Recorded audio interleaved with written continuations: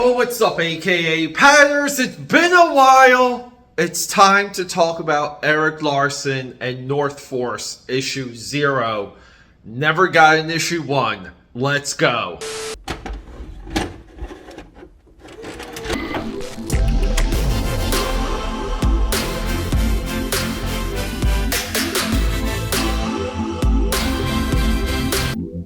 What's up, aka Patters? DeLuca here, aka Pad 6. Say with me, known through Philadelphia, PA, Europe, and the multiverse as the Eclectic One.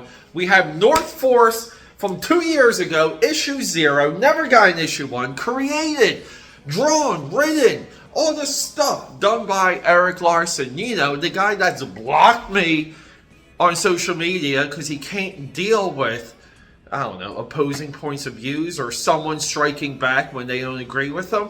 And just keep in mind, I'll put the link down below. Erik Larsen blocked me pretty hard after I defended John Mallon on some of the Jawbreakers artwork. Erik Larsen, I thought, completely unprofessional, completely not in the right to call out other creators' anatomical renditions. Well, anyway, it was a whole video, but I defended John Mallon just out of a professional, courtesy. Larsen didn't like that. Larsen blocked me. And since then, Larsen has become comic books' biggest pervert. Guys, I'm not even joking. He transformed 90 Savage Dragon on the USA Network as a cartoon. He transformed that title as just kind of like a rough, violent, machine gun, testosterone, vein-driven comic book that always had a good twist at the end. His issue, anchors, so to speak, always had a hook, and the book always moved, and it was great. Savage Dragon for 100 issues is the crown jewel of 100 issues when it comes to Image Comics. Number 2 would be Spawn, because I do love that Spawn arc where he eventually cuts and decapitates Malebolgia. People, we've all been there, right? But no, people, prove me wrong, the benefit of the doubt. I thought this was a new book. I saw the Human Sunshine Beam drop a review. The thumbnail came up. I didn't click on the thumbnail. Why? Because I want to be proven wrong. I want to go into this fresh. I want to know. I want to be proven wrong, but I want to know, has Erik Larsen lost his mind as a creator, or is he in fact a mad, crazy comic book genius that at one time it seemed like he was? And look, people, I am on record of saying Erik Larsen has created the greatest 24-hour comic book in the history of the world. I forget the name of it, but it's a conversation between two characters, and one of the guy's girlfriends is a superhero. A hell of an effort for a 24-hour comic book. Maybe I'll just put the link of that down below, or just list it here real quick. But people, let's just sit down, go into North Force with open eyes, and go through it page by page and explore it. Be proven right or be proven wrong. Let's go. Alright, aka Patters. Like I said, get yourself some Prime, the internet's favorite health energy drink. North Force, guys. Sometimes I'll leave what's on my drawing table, just as a reminder. When I commentate, I'm also commentating from a creator's perspective. So, it's not like I'm backseat driving here. Maybe I am. North Force 0, $3.99. Canada's premier super team. People, there's been so many efforts in the history of comics to really outdo Alpha Flight. There has been so much work. Nothing has come close to Alpha Flight. Nothing has come close to John Byrne's original Alpha Flight run. Now, Marvel, even with their multiple volumes of Alpha Flight, have not come close. Steven Seagal and Scott Clark did get close, though. So, what do we have here? Well, let's just say you bought this. Let's just say you're a Canadian. You walk into the comic shop and you're like, hey, this is for me, right? Get your poutine, get your bacon, and you buy this for $4, and you open it up, and you see, Erik Larsen's good with this stuff. He does make stuff jump. North Force, the new recruit, brought to you by Erik Larsen, other names. come in and meet the team. This is not a good idea. So, if we read enough Erik Larsen, right, we would know that what he normally would do, right, he would set this up. Like, even as a page 1 splash page, he would set this up. And we do, like, we got so much space here, but we don't know the timing, the place that this is supposed to take place in, or like the time this is supposed to take place in. We don't know what we're reading. We're just reading an issue 0 that comes before or after what? Erik Larsen is very continuity heavy. People, this is nothing but weird at this point. Real quick though, let's just go through. I think some of you people need a reminder exactly what these Image guys are up to. Tom McFarlane, President. Jim Valentino, Vice President. Mark Silvestri, Chief Executive Officer. Erik Larsen, Chief Financial Officer. Robert Kirkman, Chief Operating Officer. Eric Stevenson, Publisher. Some big names there. You think any of those guys would have said something. So we get in here. This is not Savage Dragon from the USA animated cartoon series. This is Malcolm Savage Dragon's son. Maybe we have no context, no build up to exactly who he is. We have no build up into exactly why Malcolm is walking through a door, talking to a team of secret identities. Malcolm's not familiar with secret identities. And we just get some like passive comments, some passive aggressiveness too, to where we're just like, they're like, hey, we're here to interview you. Maybe you're going to be a part of the team, this team. Let's see how it goes. No context given. So I'm not saying you're not confused. This is Erik Larsen's strong point. This is his best page, by the way, because he does do nice banter that quickly identifies some of the personalities and team members. So then he goes, who are you? Who are you guys? And we have introductions. I'm Blue Jay, I'm the Knight, I'm Grizzly, I'm the Canadian, I'm the Flame, I'm Raptor, I'm Armor, or Jet. I'm Jet once I put on my armor. People, we still don't know, like, why are we not seeing these people in uniform when we go through the rundown? I don't know. And then we get this. He's like, okay, now, walk me through this.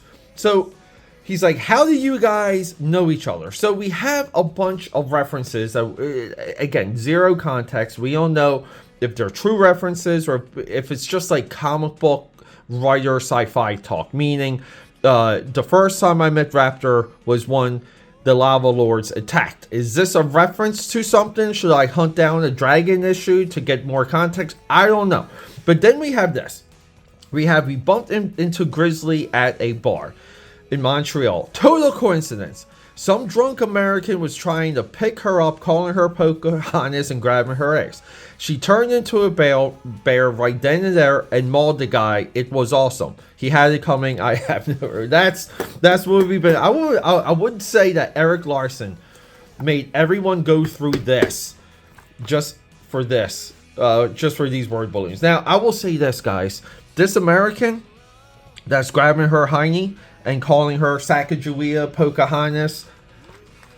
He seems like a fun guy to hang out with. I would have some shots with him. Shots of Fireball, of course. But then, all right, so we get more of this. Malcolm's like, hey, how come you guys weren't here? Referenced here. How come you guys weren't doing this? Referenced here. How come you guys didn't do this? Didn't do that? Didn't do this? Referenced here. So what Erik Larsen does artfully, he builds this entire alternate history timeline of everything North Force is doing, while this version of the Savage Dragon, because this is not the one from the cartoon series, while he's doing it over here, Erik Larsen has already established pretty well what they've been doing over here. No big deal. I love this display of quote-unquote superhero. He's like this. Am I supposed to do it like this? Haven't you ever played pool before? It's never come up. This ought to be good.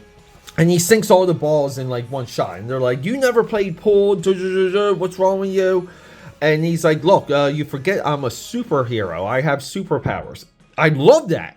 That's prime Larsen here.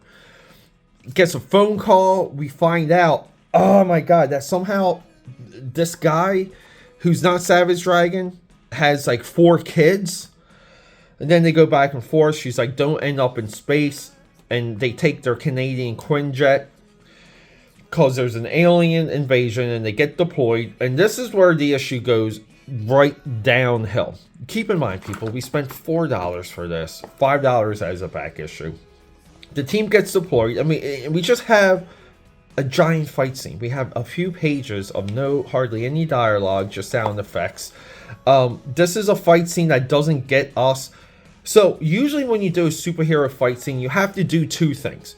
Show off the powers, and if it's a team, you have to stack the powers. I will always go to X-Men Days of Future Past, the movie, not the comic book, and look at the way how they stack the powers, how Blink is working with Colossus. It's just so much fun. It's amazing. People forget that sequence is as good as it is. Or those action scenes, but he's not doing that here. He's not stacking the powers. He's not showing off the powers, and we just have like punching and it's all Kirby. But you know what? I will check out Jack Kirby rather than just get involved with this. And then we have this dude, Captain Tootsie, just shows up out of nowhere with some sonic gun, and he blasts them all away. And he's like, "Hey, I piloted their saucers before," because we forget this is an alien invasion. So let's just go over here. There's no wait, do we not have any establishing shot of the saucers? We don't. It's okay. So there's flying saucers. He says he can commandeer one. He's flown one before, but they have to go to space and they have to catch them off guard and they have to go right now.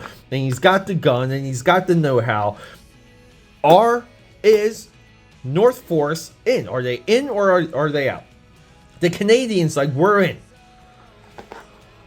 Savage Dragon, not Savage Dragon, the Malcolm Savage Dragon, not the one from the cartoon series, says, I can't do it because I have a family. And then the Canadian says, if we can't count on you, then maybe you're not North Force material. And just like that, the job interview was over and Malcolm didn't make the team. I don't know, is there like another issue? Is this between 2 things? No idea. And then we get these like, so guys, just real quick, I see so many independent creators get obsessed with this. So many of you indie guys think this is comic books right here. Erik Larsen fell into the trap too. Here's a bunch of characters, we're going to write bios, and somehow you're going to get an emotional connection with the character. Guess what, people? 0 emotional connection. When you do like a Who's Who or Marvel's Universe profile biography, you get emotional connections with characters when you see them perform in stories, period. I love Grizzly, by the way. Grizzly uses her power to aid her country against all enemies, foreign and domestic. Well, she didn't do a good job because her country's taken over by the French. You forget that. Canadian Jet. These aren't even great Who's Who profile pages. They're really not. This night one really looks like Erik Larsen got some Sharpie magic, or maybe got some Micron magic and whipped up some of these. I do like the gag that Raptor is just some elderly Asian woman. I think that's a decent gag. And everyone's first appearance is 255 other than the Canadian. He's 254. I don't know what that means. And then always, what used to be the best part of Image Comics was the advertisements and previews, and we get none of that here. I just, even optically, I don't even agree with this as a publishing house, as a company. There's nothing here that gets me going, that wants me to go back to the comic shop and wait for these. And that doesn't mean I'm not looking at good material. But we have, can you advertise it so I'm interested in it? I don't know, people. This one was a shocker. It really was. I had no idea it was going to be this thin, and everything's out of context, and I don't know what the stakes are, what it lies between. A creator as heavy into continuity as Erik Larsen is, this is a complete lazy effort. I'm sorry. No recommendation here, guys. Well, I'm still sick. Can you guys hear that? But you know what's helping me get over some of this illness, some of this cold? It's some Prime, the internet's most viral beverage. And I'm going to drink this, and it's going to heal me up right away. Get yourself some of that sippy sip. So,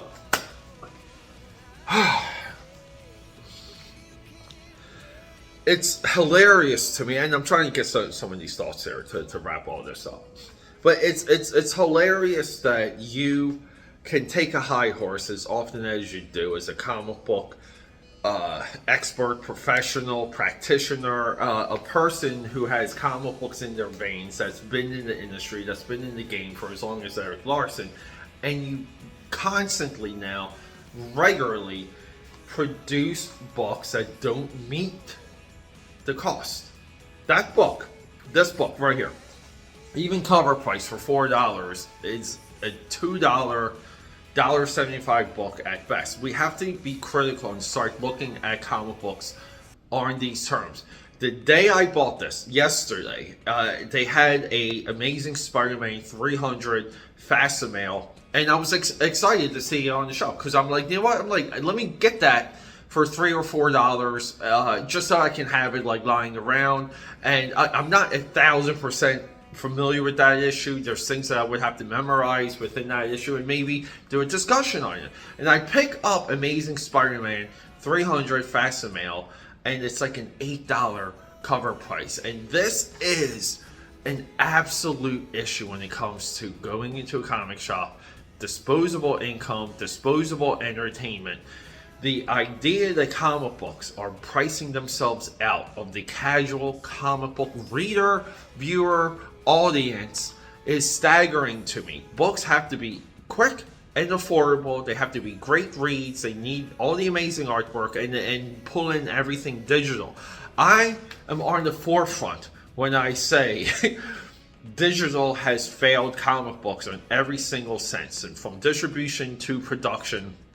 I don't understand like how the quality of comic books has come down so low with digital. I don't understand it. You a single artist can be a Swiss Army knife and have awesome complete visions even on a monthly schedule. We're not even close to that. A $4 price tag for this with a straight face is, people, that's one of the issues, and Erik Larsen is a part of that, because a quarter of this issue, a chunk, the middle of this issue, and you guys saw it, there was nothing. It's just a fight scene. We cannot buy comic books just for fight scenes, and if we do, the books need to be bigger, the books need to be heavier, the books need to be thicker. I'm not saying you can't charge people $8, $10, $4 for the comic book, but you have to beef it up. You have to add a lot there.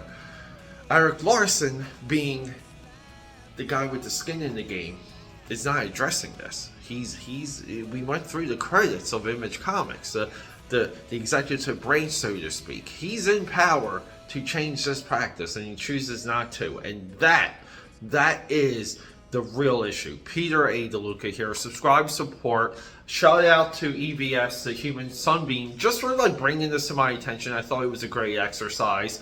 I mean, just so you guys know real quick, before we get out of here, you take the bridge and you go like this way. Like he's that close to me. So the Human Sunshine Beam, it's here, guys. It's here. It's hitting us right now. You guys see the sun now. Love you guys. Rock and roll. Subscribe, support, leave a comment. Let's keep going.